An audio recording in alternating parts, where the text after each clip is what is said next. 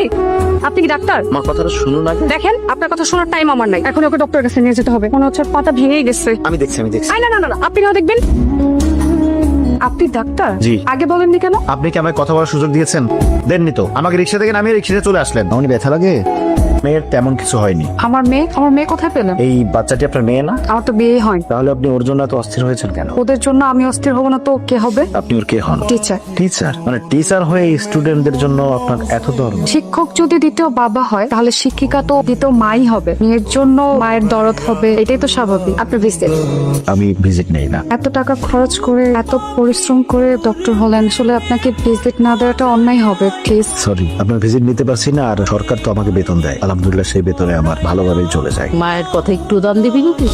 আমি কখন তোমার কথায় দাম দিলাম না বলো তো? তোরে আমি এতবার বললাম বিয়ে কর বিয়ে কর বিয়ে কর, কত সম্বন্ধ আসতেছে। যাদের আমি পছন্দ করি তারা আমার কপালের দাগ দেখে আমাকে না করে দেয়, আর যারা আমাকে পছন্দ করে তাদের আমার পছন্দ হয় না। আরে বাবা, এর মধ্যেই তো কাউকে না কাউকে বাঁচতে হবে। শোনো মা, সারা জীবন একটা অপছন্দের মানুষের সাথে থাকার চেয়ে সারা জীবন একা থাকা ভালো। হায় রে আমার পোড়া কপাল। শিশুকালে জয়কে বিয়ে করতে চেয়েছিলাম বলে সে আমার কপাল ফাটিয়ে দিয়েছিল। তোমার আঘাতের দাগ ক্ষত এখনো বয়ে বেড়াচ্ছে। আমি এখনো তোমাকে বিয়ে করতে চাই। আসসালামু আলাইকুম। আপনি হঠাৎ আমাদের গ্রামে? রোগী দেখতে আসছিলাম। শুক্রবার আপনি রোগী দেখেন? ডাক্তারের ধর্মই তো রোগী দেখা। ওই যে ওইটা আমাদের বাড়ি। আসুন না, একটু চা খেয়ে যাবেন। আজ না, চেম্বারে মনে হয় রোগী অপেক্ষা করছে, আরেকদিন আসবো। আবার কবে না কবে আসেন। আসুন না প্লিজ, মায়ের হাতে একটু চা খেয়ে যাবেন আর তার সাথে একটু পরিচয় হয়ে নেবেন। আমি আসছি। সরি, আজকে যেতে পারছি না মিস। রাহেলা।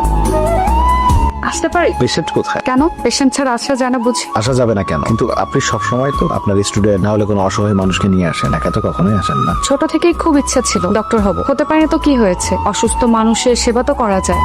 আপনি কথাগুলো কিন্তু ভালো বলেছেন। এক ঘরে করে দেবে জেনেও আপনি আমাকে নিয়ে যাচ্ছেন।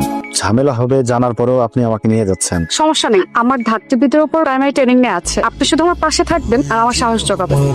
আমি 30টার উপরে ডেলিভারি সাকসেস করিয়েছি, কিন্তু এই বিষয়টা একটু জটিল। ক্লিনিকে নেওয়া দরকার ছিল, কিন্তু তার হাজবেন্ড একটু হুজুর তো, তাই সবকিছু আল্লাহর উপর ছেড়ে দিয়ে তসবিহ চড়ছে। আমরাও সবকিছু আল্লাহর উপর ছেড়ে দেই, কিন্তু ছেড়ে দিয়ে তো বসে থাকি না, তার উপর ভরসা করে কাজে লেগে যায়। আসসালামু আলাইকুম চেয়ারম্যান সাহেব, ভালো আছেন তো? আরে ভালো থাকি কেমনে? তোমাকে বিচার করতে করতে তো আমার জীবনটা শেষ। আরে আপনার কাজই তো বিচার করা। তোমরা কি লেগে আইছো? আমরা তো একদম পথে বসে গেলাম। ওই যে এক মাগনা ডাক্তার আছে না, ওই থালার কারণে কোনো রোগী তো আর আমগো কাছে আসতেছে না। এলাকাতে গুলা কি শুরু করছে? গতকালকে একটা শরিয়া বিরোধী কাজ করছে। সরিয়ে বিরোধী কাজ। আপনি গতকালকে এক হুজুরের বইয়ের ডেলিভারি করাইছেন। এখন ওনার অবস্থা ক্রিটিক্যাল ছিল, আমি না গেলে ওনাকে হয়তো বাঁচানো যেত না। নাউজুবিল্লাহ নাউজুবিল্লাহ, আপনি তার জীবন বাঁচাইছেন। আমি আসলে ওভাবে বলিনি যে আমি ওনাকে বাঁচিয়েছি। আমি আসলে ডাক্তার মানুষ, আমি ওনাকে সেবা দিয়েছি, আল্লাহ ওনাকে সুস্থ করেছে। আপনি দুইটা অপরাধ করছেন। এক নম্বর অপরাধ হলো আপনি একজন পুরুষ ডাক্তার হয়ে একজন মহিলা ডেলিভারি করাইছেন। দ্বিতীয় অপরাধটা হলো আপনি একজন অবিবাহিত মেয়ের সাথে ঢলাঢলি ঘষাঘষি করতেছেন। কিন্তু আমার এলাকায় সেটা তো আমি হইতে দেবো না। যেটা কাকে বলছেন? আপনাকে বলছি। আপনি আপনার এই সাঙ্গ প্রাঙ্গনে এই মুহূর্তে আমার এখান থেকে বেরিয়ে যান। আপনার মতো কুরুচিপূর্ণ মানুষের সাথে কথা বলার না রুচি আমার নাই। বেরিয়ে যান, বেরোন বলছি। দেখছেন চেয়ারম্যান সাহেব, ওই সবাই আপনাদের গেট আউট বলছে। Mind your language. ভাষার সঠিক ব্যবহার করবেন। এটা আপনাদের গ্রামের চেয়ারম্যানের উঠান নয়। আপনারা তো হাতুড়ে ডাক্তার, চিকিৎসা ঠিক মতো করেন না, বা আমার জন্য আপনাদের সুবিধা হচ্ছে না, এই জন্য চেয়ারম্যানের সাথে জোট বেঁধে আসছেন আমাকে এখান থেকে তাড়ানোর জন্য। এত সহজ না। যান বেরোন, যান বেরোন। ডাক্তার সাহেব, আমি কিন্তু এই এলাকার চেয়ারম্যান। 22 গ্রামের মানুষ আমাকে মাথায় তুলে রাখতেছে, আর আপনি আমাকে বলতেছেন গেট আউট। তার মা, এই তার মা, আমার বাড়িতে আপনার মায়ের ভালো করে বুঝান, নাহলে কিন্তু ফলাফল ভালো হইব না। আপনি খুব ভালো করে আমার মেয়েরে চিনেন, আর আমার মেয়ে অনেক জেদি, সেটাও আপনি জানেন। ওর কাছে যেটা ভালো মনে হবে সেটাই করবে। আপনার মায়ের লেখাপড়া শিখছে, এখন তো চোখ ফুটে গেছে গা। চেয়ারম্যান সাহেব, চোখ খোলার জন্যই কিন্তু লেখাপড়া শিখেছি। তোমার সিরাজ ডাক্তারে বইলা দিবা আমার এলাকায় আর একটা রোগী যেন না থাকে। তিনি তো কোনো ভিজিট নিচ্ছেন না।